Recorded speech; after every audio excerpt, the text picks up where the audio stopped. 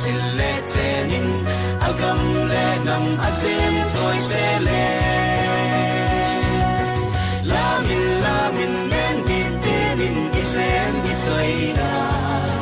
lam del in silung ki tu in cho min hengin o ka kan gol ki pa na hong din